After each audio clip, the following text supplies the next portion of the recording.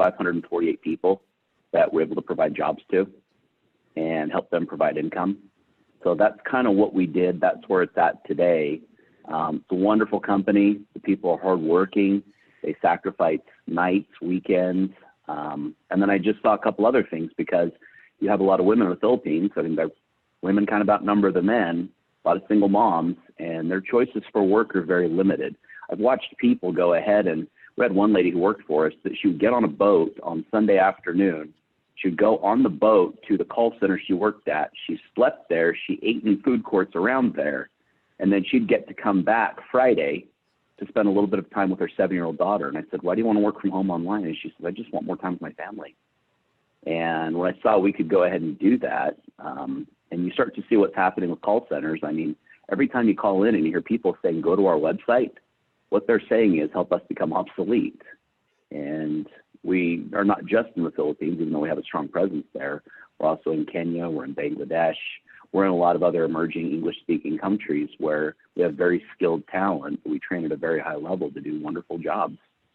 So goal is right now in the next, and I can tell you to the day, because a wonderful coach I'm friends with, Sajid Patel, and he went ahead and said, well, when, by when? So in 2,092 days, our goal is to grow to 15,000 jobs. That'll make it so we profit share over $6 million annually.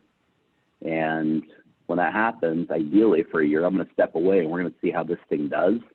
And hopefully the goal is that it will by far outlive me. So that's Cyberbacker. That's awesome.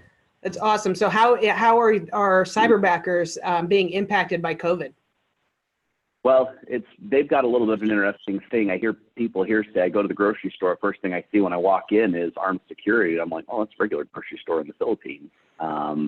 So kind of normal. We've had some people that we hear are a lot of our wonderful people who, unfortunately, they've been impacted.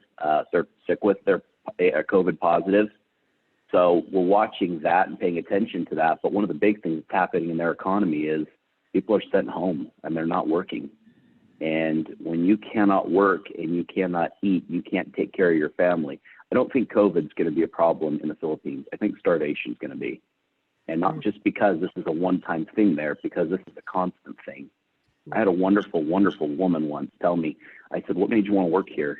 And she says, originally I just came because I knew that you hired some of my friends, and even though they weren't here, you paid them still, even though they didn't do their job. And I just wanted to come get a job with you to put to put food out there for my family and put food on the table, even if it's just for a week.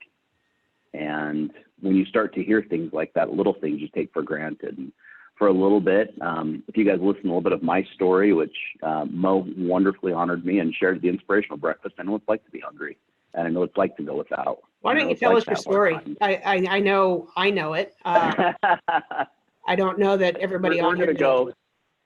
You opened the door. I did open the door. Let's share this. Because this is kind of, I want to go ahead and just kind of get you a little bit more right here.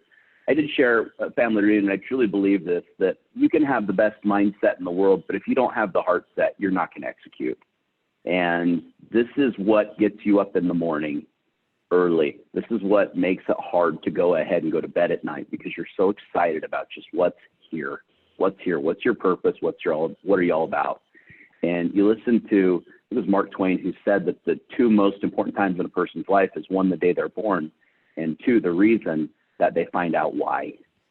And I know Gary talks a lot in MREA about the big why. And I think a lot of people, they forget about that, and they just start looking for what are the things I can have. And they stop just getting back to what gratifies me here. And actually, like you and a lot of other people, had a wonderful opportunity to be a MAPS coach. I don't do it because of the money. I mean, there's a lot of other things. You make more money selling real estate, and I love being a coach. And the reason I coach is because I love being a coach. I genuinely get more satisfaction out of that than any other job on the planet. And that's it right there.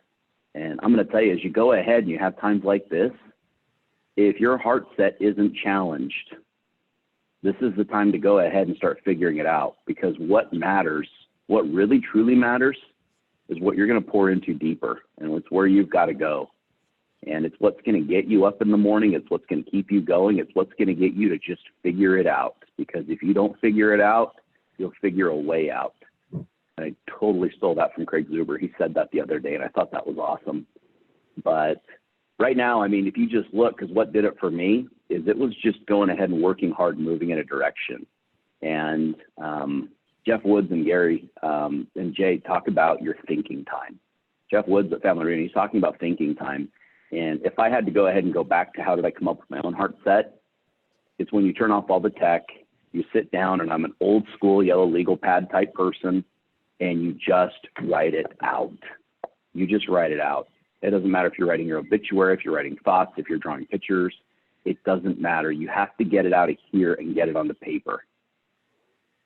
Once you have that, you can start moving forward with a powerful heart set. I mean, my story, I'll tell you, you hear about times that just, well, you hear about me going ahead and figuring out how to survive by, I didn't know that I was living in my car. I was slow until years after. What I thought I was doing was I needed to find a way to make money. I pawned pretty much everything I owned to put gas in my car and get the bank paid because they were going to take it from me, and keep my cell phone turned on. So I worked at nights in a group home where you'd sleep for about 45 minutes. You'd get up for 15 minutes. You'd make sure that, you know, no one wet the bed, which is kind of a, you know, not so fun thing to do, especially if they did wet the bed. And then you had to take care of that. And, you know, Right, can I it's pause okay you with just a a 4-year-old second? now. Can I pause you Sure. just for a minute? Take us back. What time frame? When was this? When did you hit bottom, and what led up to that? What year? What started to go ahead and do that was about 2005, 2006. And it wasn't economic. It was poor decision based. And one of the things I'll tell you, without going too much into detail, is you have to get your ecology set right. Meaning if you have unsupported people in your world, and I did, and they make poor choices, they will impact you. I was in a relationship, and you know, I learned after that I bought a car I didn't buy, and I got credit cards I didn't know I had. And you go ahead and you get into a place where a relationship doesn't work out, and you have to move out, and you don't have the credit, and you have debt you didn't know you had. So that kind of sucked. And real estate was kind of still going like this when it started. And I mean, originally I went and moved in with my parents, and my wonderful and loving mom told me that I had to go figure it out. And real estate wasn't it for me because it couldn't deliver a consistent paycheck. What I didn't know is if I did consistent actions, it did deliver a consistent paycheck. So, but that's kind of what led up. But at some point, I love my mom. She's a great woman. And what she said is, this isn't working. You've got to figure it out. And I just, as much as I just absolutely love and respect my mom, I went ahead and said, I disagree. And, you know, I just can't be here. And I'd go there to their house sometimes and do laundry, and through that phase of my life, that's what I did. And they didn't know where I was going or what I was staying or who I was with. And it was get up in the morning at the group home, get people there taken care of, go to the gym, or no, go to the storage shed, get my clothes for the day, go to the gym, take a shower, go to the Keller Williams office, because if I had to, from Walmart to the gym to the Keller Williams office, I could walk. And the storage shed's in there too. The only driving I even had to do was to go ahead and go to the group home I was working, where I'd work every time, overtime, 7 nights a week. That's what I did. Checked in at 10, checked out at 6. No one minded. No one minded. So anyway, that's kind of what did it. And we got a great question right here, if it's okay. Matt asked the question, looking back, what thought or process or action got you out of rock bottom? I don't think sometimes you know when you're in rock bottom because you're just like me, you're a little slow, you know? Like, oh, I don't know, this sucks. And you're going to have your hard times. You're going to have your emotional breakdowns. Everyone does. The first thing it was, though, really, is you start surrounding yourself with people that think bigger than you. And me at that time, it was, and I can remember I had a great, great, great friend. He's still around. In fact, he's through this wall. His name's Abe Shreve, for those of you that know Abe. He went ahead and we started working together. He didn't know what I was going through. And we had a wonderful opportunity to meet a guy, Tony DeCello, who I'd met before. Abe hadn't. And we went ahead and persuaded him to come to Ogden, Utah, which is where we're at. And we did a great board breaking event. If you guys have been to that, it's a phenomenal, phenomenal opportunity. And Tony challenged me to think bigger. and he was a friend. I'd call him with just questions. He helped line me up with a great coach. And I'm going to tell you, I can remember right now, and this is kind of a dumb thing, but I'll tell you guys, I went ahead and I had a pretty healthy closing. I was back to the point of we're not in the car. And I got thinking, hey, you know what? I can go ahead and invest this money here. I can save this money. What do I want to do with it? Truthfully, I hired a coach. And that was probably the best investment. Now, I don't want to say that because it sounds like, oh, we talked about hiring a coach, because I don't think that not everyone, that is the right answer for them. And not everyone's the right coach. That was who I needed in my life at that time. I needed someone every week who would just go ahead and help me get my crap together and say, okay, we're going to take all these millions of things you think you need to do, and we're going to go ahead and go right here with exactly what you need to do every single day. And they went ahead, Matt, and they helped me get a plan together. That's what I needed. Building your plan and what you have to focus on, I don't think people give enough credit to that. And just arriving at what priorities are truly going to drive you forward. So right now, whatever it takes to get that plan and get those priorities, that's mission critical. And that plan, some of you, and I know me too included, your plan just got changed when the world kind of went ahead and went to where it's at now. Me personally, I can't go to the gym anymore, and that really sucks. So I started going to the office earlier. And I got here this morning. I slept in. I got in at like 6:30 this morning. Tuesday, I was in here about 4:45 in the morning. I know Gary once said that a lot of smart people, they get up at 5 a.m. and a lot of productive people get up at 5 a.m. And I went, I got a long way to go. I better get up at 4. And that's a true story. That's a true story. So, and it's just building and executing the plan and getting out in front of there so you know exactly what to do. And your plan's going to just be determined on where you want to end up. So I've ranted. What other cool stuff do we got? Or did I only because I know not everybody heard, since you brought Tony up. Tell them about picking him up from the airport. Oh my gosh. Okay, so this is a fun, wild experience. So Abe went ahead, not knowing my situation or circumstances, and it wasn't the airport, but I know what we're talking about here. I went ahead and I've got Tony DeSella, who in my mind, because when he was with a previous coaching company, that's where I got to know him. And the guy was just my idol. I heard him talking. I'm going, oh my gosh, I want to be like this guy, because I don't have my life figured out, but he's really got his figured out. So I couldn't work at the group home because I had to go ahead and pick Tony up from his hotel and bring him to the event. And Abe says, hey, can you take care of this for me? I'm like, yeah, I got this. So I sleep in the car the night before in a church parking lot, and you're excited. And at the same time, I think about after I got in there, I went, my car probably smells like I slept in it. Oh no, what am I going to do now? And so 3 a.m. I'm up out there looking for a place to wash my car. And that's exactly what I did, doing everything I could to make sure it didn't smell like I slept in it the night before. And sometimes you go ahead and it's like, you know, I don't know if Tony knows, but I'm not going to say anything like, well, someone slept here last night, and it was wild. So those opportunities to drive people like that around are awesome growth opportunities. Absolutely. Absolutely. That doesn't mean go be an Uber driver. Don't do that. No, but say yes if you're asked to drive one of our celebrities around, for sure. Yeah. Yeah. Here's another one, Craig. Pegasus asks, how long did you experience disorganization, and when did you know you were in the right rhythm? So the way that I started to measure it for me is just, I worked at the group home for 18 months. And what kind of shifted for me when I was there, and I won't kind of name names, but I was going through my own coaching experiences. There was a guy there who came to Utah. I came from Plano, Texas. Came to Utah, was normal, and had a series of circumstances that left him unable to take care of himself. And he was probably, if you asked anyone who worked there at the time, one of the worst people to work with, because he would say that person touched me, or that person hit me, or he would do whatever, and he would constantly get caught with drugs. He would get caught sneaking out, sneaking in. It was a mess. And I caught him sneaking in once. And he went out, was coming back in through the window, and me, being as smart as I am, I went ahead and on my classy Palm Pilot took video. I told him, I got you. Like, I got you. And it would start out with a little bit of a fight, but then we had a great conversation just about, dude, what are you doing here? What are you doing with your life? I had a wonderful coach that was walking me through what I was doing with my life, and I started working through him on his.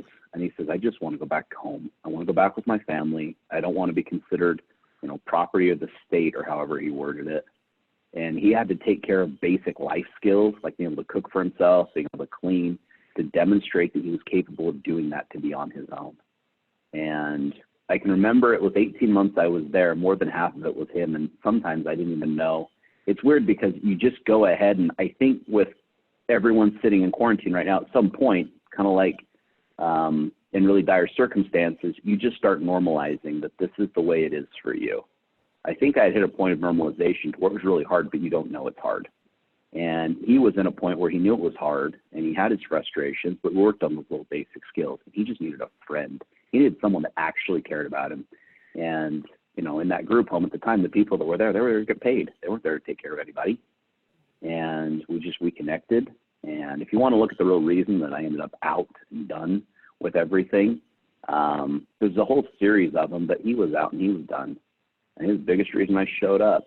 And when he went ahead and he took care of himself and everything, I kind of went, okay. I think I was there for maybe another week or two after, but I just didn't have the passion anymore. I figured real estate out enough that I knew how to go ahead and knock on some doors and find short sales. And I got really good at that process because that was the market at that moment.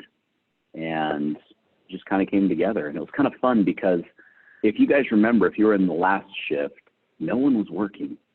And it was so easy. And right now I talk to a lot of people, and they're saying, I'm going on appointments. I'm having these video consultations. I have no competition. Absolutely. And it's incredible. Yeah. So. All right. Anyway. When you did the short sale stuff, I just can't imagine you, Craig, doing anything where you weren't being of extreme service to people. Yeah. And I know, and I had missed this piece in teaching our people a couple weeks ago. When you're coming from that space constantly, and we're making the care calls, and we're holding heart space for people, that in itself can get a little exhausting. So what's your process right now for making sure you're showing up daily at your best?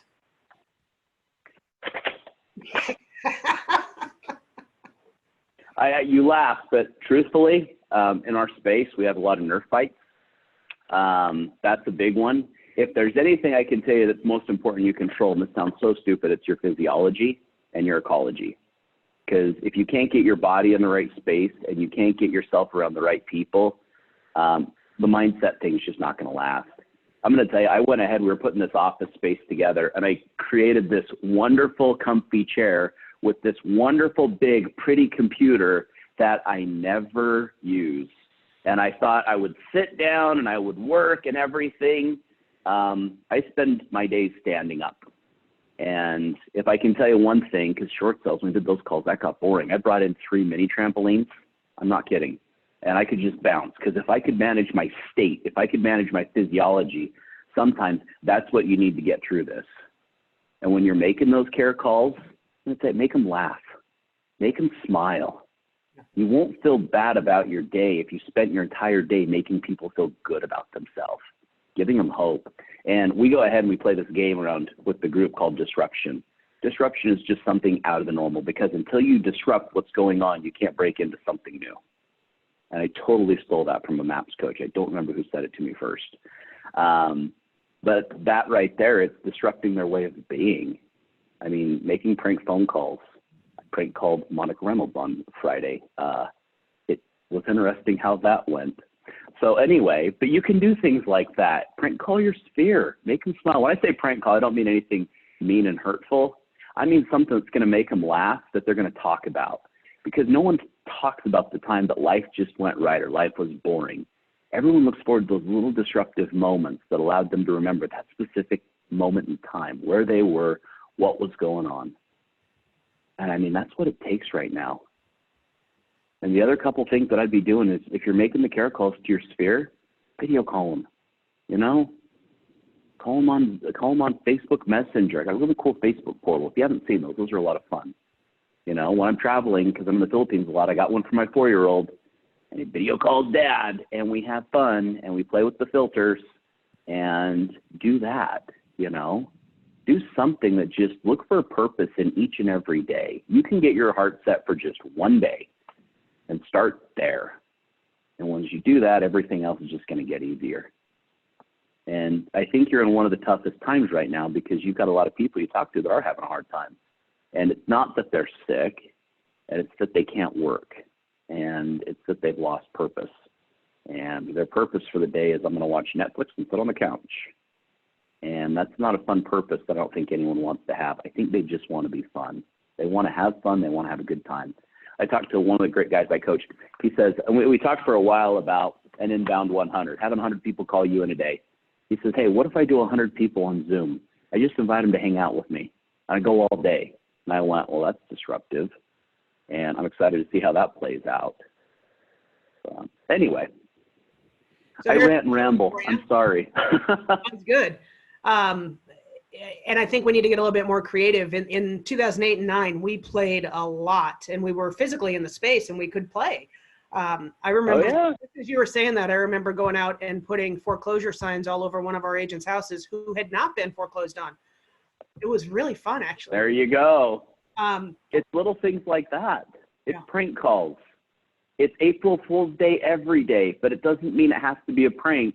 It just has to be something that can make them smile. It can be a nice card. Yeah. It can be shoot at your first TikTok and, you know, I mean, do that. So here's another one for you. Peggy, with COVID, I feel disoriented and a loss of control. How do you find your center during the day-to-day life? Get up early. Get up uncomfortably early, and have a reason to. And that reason can be anything. It can be because you want to call Ashley that early in the morning just to see if she's awake, and if so, what's she doing up that early? Awake. I get up. I know. You're an early riser too, and one of the things that's consistent is the early risers. Yeah, we're doing great. We're doing great. She won't answer. Well, not if you called. No, only if Robert calls, I won't answer. Yep. Well, I appreciate it, guys. I'm going to let you get back to your day. I know that. Thank you for letting me spend time with you. Thank you. Thank you. Take care. Keep looking good. And I can't wait till the next time I see you, whenever that might be. In person. I will still lick your face. All right. I'll hold you to it. That's an identity thing right there. If I don't do it, it's not me. It's an imposter with a mask. Love you, man. You guys. Love you. Bye.